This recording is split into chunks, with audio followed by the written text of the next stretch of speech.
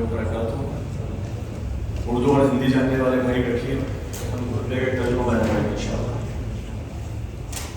نحمده ونصلي على رسوله الكريم، اما بعد، فاعوذ بالله من الشيطان الرجيم، بسم الله الرحمن الرحيم۔ جامعہ ترمذی کی ایک حدیث مبارک ہے کہ حضرت معاذ بن جبل رضی اللہ تعالیٰ عنہ بیان کرتے ہیں کہ ایک صبح رسول اللہ صلی اللہ علیہ وسلم ہمیں فجر کی نماز کے لیے کچھ دیر سے ملے، یہاں تک کہ ہم سورج کی روشنی دیکھنے کے قریب ہو گئے۔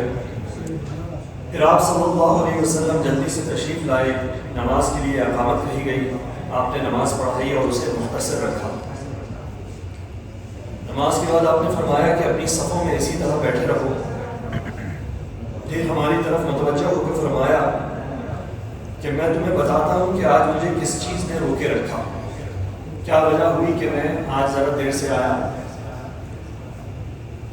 کہ میں رات کو اٹھا، وضو کیا اور جتنی نماز مقدر تھی میں نے پڑھی، پھر نماز میں ہی مجھے اونگ آ گئی اور میں بوجھل ہو گیا۔ پھر میں نے اپنے رب تبارک و تعالیٰ کو بہترین صورت میں دیکھا اور اس نے فرمایا کہ اے محمد، میں نے عرض کی لبیک یا رب، فرمایا کہ ملائے اعلیٰ فرشتے کس چیز کے بارے میں بحث کر رہے ہیں؟ میں نے عرض کی اے میرے رب مجھے نہیں معلوم۔ پھر دوبارہ پوچھا کہ ملائے اعلیٰ کس بات میں بحث کر رہے ہیں؟ اور میں نے کہا کہ اے میرے رب مجھے علم نہیں، اور یہ 3 مرتبہ ہوا۔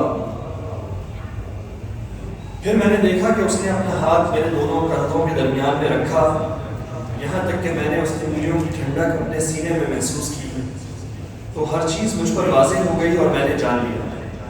مجھے سوال پوچھا جا رہا تھا، اس کا مفہوم اور اس کا مطلب جان لیا۔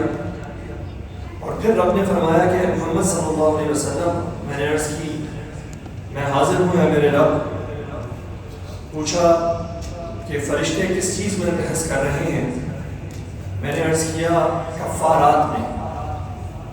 کفارات کا مطلب ہوتا ہے وہ چیز جو گناہوں کو مٹا دے۔ اللہ نے پوچھا وہ کیا ہے؟ میں نے عرض کیا کہ جماعت کی نماز کے لیے قدموں سے چل کر جانا، نمازوں کے بعد مسجدوں میں بیٹھنا اور سخت حالات میں وضو کو مکمل کرنا، یہ وہ چیزیں ہیں جو گناہوں کو مٹا دیتی ہیں۔ اللہ نے پھر فرمایا اور پھر کس چیز میں نے عرض کیا کہ کھانا کھلانے میں، نرم گفتگو کرنا اور رات کو نماز پڑھنا جبکہ لوگ سو رہے ہیں۔ پھر اللہ نے فرمایا کہ اب سوال کرو، مانگو کیا مانگتے ہو؟ میں نے عرض کیا اب یہ دعا ہے جو ہم پڑھتے بھی ہیں، کچھ ہمیں یاد کرنے کی ضرورت بھی ہے، کہ میں نے عرض کیا اللہم انی اسألک فعل الخیرات وترک المنکرات وحب المساکین وان تغفر لی وترحمنی، کہ اللہ میں تجھ سے نیک اعمال کرنے، برائیوں کو چھوڑنے، مسکینوں سے محبت کرنے اور اپنی مغفرت اور رحمت کا سوال کرتا ہوں۔ وَإِذَا أَرَدْتَ فِتْنَةً فِي قَوْمٍ، اور اگر تو کسی قوم پر فتنہ لانا چاہے، کوئی مصیبت لانا چاہے، وَتَوَفَّنِي غَيْرَ مَفْتُونٍ، تو تم مجھے اٹھا لے اس فتنے سے محفوظ رکھتے، مجھے اس فتنے میں مبتلا نہ کیجو۔ وَأَسْأَلُكَ حُبَّكَ، اور میں تجھ سے تیری محبت کا سوال کرتا ہوں، وَحُبَّ مَن يُحِبُّكَ، اور ان کی محبت کا جو تجھ کو چاہتے ہیں، وَحُبَّ عَمْلٍ يُقَرِّبُ إِلَىٰ حُبِّكَ، اور اس عمل کی محبت مانتا ہوں جو مجھے تیری محبت کے قریب کر دے۔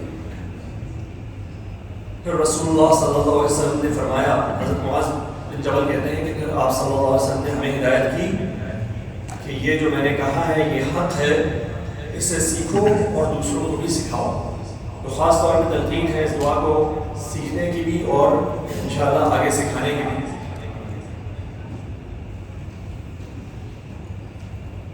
تو اس میں ایک تو بات آئی کہ ملائے اعلیٰ کس بات میں بحث کر رہے ہیں، فرشتوں کی بحث کس متعلق ہے۔ علماء فرماتے ہیں کہ یہ مقرر فرشتے، ان کی بحث اس بات میں تھی کہ کون ان اعمال کو، یہ جو اعمال نبی کریم صلی اللہ علیہ وسلم بتائے، مسجدوں کی طرف چل کے جانا اور وضو کو مکمل کرنا اور نیک اور اچھی اور نرم بات کہنا، اور کھانا کھلانا، تو ان عملوں کا ثواب اتنا زیادہ ہے کہ ملائے اعلیٰ آپس میں لڑتے ہیں اس بات پہ، فرشتے اس بات پہ لڑتے ہیں کہ ان میں سے کون اس عمل کو اللہ کی بارگاہ میں لے کے جائے گا۔ انسان جب وہ عمل کرتا ہے تو فرشتے اس بات میں بحث کرنے لگ جاتے ہیں کہ میں اس کا یہ عمل اوپر لے کے جاؤں گا۔ اور یہ بھی فرمایا کہ اس بات میں بھی بحث ہوتی ہے کہ اس عمل کا ثواب کتنا زیادہ ہے۔ کچھ کہتے ہیں کہ اس کا ثواب اتنا زیادہ ہے، کچھ کہتے ہیں نہیں اتنا نہیں ہے بلکہ اس سے بھی زیادہ ہے، اور کچھ کہتے ہیں نہیں اتنا بھی نہیں بلکہ اس سے بھی زیادہ ثواب ہے۔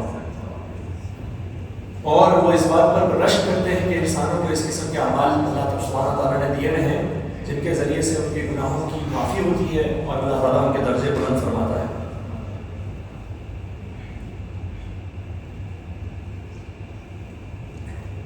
اس سے حدیث سے ایک اور بات جو واضح ہوتی ہے وہ یہ ہے کہ نبی کریم صلی اللہ علیہ وسلم کا معمول جو ہے وہ فجر کی نماز میں جلدی کرنا ہوتا تھا۔ وہ اس دن تاخیر ہو گئی تو صحابہ پریشان ہوئے اور آپ صلی اللہ علیہ وسلم نے آ کے بھی اس بات کو پھر واضح کیا کہ میں کس وجہ سے تاخیر سے آیا۔ اور علماء فرماتے ہیں کہ اس سے یہ بھی ایک دلیل ملتی ہے کہ اگر کوئی شخص کوئی اچھا خواب دیکھے تو اسے چاہیے کہ وہ اپنے جو دوست ہیں جو اس کے چاہنے والے ہیں ان سے وہ خواب کو وہ شیئر کر سکتا ہے، اس بات کی اجازت بھی ہے۔ اس حدیث میں جو بتایا گیا کہ سختی کے باوجود مکمل وضو کرنا، اس سے علماء نے فرمایا کہ یا تو انتہائی سخت ٹھنڈ جب ہو اس وقت میں وضو کرنا ہے، یا جب انسان تھکا ہوا ہو تو وہ سختی ہے اس کے اوپر، فزیکلی اس کو کچھ مشکل ہے لیکن اس میں وہ بہترین طریقے سے وضو کرے، یا جیسے آج کل کا وقت ہے کہ ہم سب نمازوں کے لیے بہت تھوڑا سا وقت نکالتے ہیں، ٹائم کنسٹرینٹس ہوئے ہوتے ہیں، تو ہم اس وقت میں بھی مکمل وضو کریں، اطمینان سے وضو کریں، تو یہ وہ وضو ہے جس کی طرف ہماری توجہ دلائی گئی ہے۔ اور نمازوں کے بعد مسجد میں بیٹھنا، تھوڑی دیر اللہ تعالیٰ سے مانگنا، اس کا ذکر کرنا، اور خاص طور پہ فجر کی نماز کے بعد اشراق تک بیٹھ جانا، تو یہ اللہ کے محبوب عملوں میں سے ہے۔ اور ایک اور حدیث سے میں بیان ہوا کہ آپ صلی اللہ علیہ وسلم نے فرمایا کہ میں تمہیں وہ چیز نہ بتاؤں جس سے اللہ گناہوں کو مٹاتا ہے اور درجات بلند کرتا ہے، وہ یہ ہے کہ مشکل حالات میں وضو کرنا، مسجد کی طرف زیادہ قدم اٹھانا، اور ایک نماز کے بعد دوسری نماز کا انتظار کرنا۔ تو ایک نماز کے بعد دوسری نماز کا انتظار کرنا ہے، خاص طور پر عصر اور مغرب کی نماز میں یہ عمل جو ہے اختیار کیا جا سکتا ہے، انسان کر سکتا ہے کہ وہ عصر مغرب کے بعد بیٹھے اور مغرب کا انتظار کرے۔ اور آپ صلی اللہ علیہ وسلم نے فرمایا یہی رباط ہے، یہی ثواب والا عمل ہے۔ اور اس میں 3 اور عمل کہے گئے، لوگوں کو کھانا کھلانا، نرم گفتگو کرنا۔ اب یہ دیکھیے کتنی خوبصورت بات ہے کہ صرف نرم گفتگو کرنے پہ اللہ تعالیٰ ہماری جو گناہ ہیں ان کو مٹا رہے ہیں اور جنت کے اندر ہمارے درجات کو بلند فرما رہے ہیں۔ اور آج ہمارا معاملہ یہ ہے کہ ہم کسی سے سیدھے دل بات کرنا پسند نہیں کرتے۔ اللہ کو پسند ہے وہ لوگ جو نرم گفتگو کرتے ہوں، خود آگے بڑھ کے لوگوں کو سلام کرنے والے ہوں، اور خاص طور پہ رات کی نماز کی ترتیب بناتے ہیں۔ یہ سب اعمال جنت کے حصول کے اسباب ہیں۔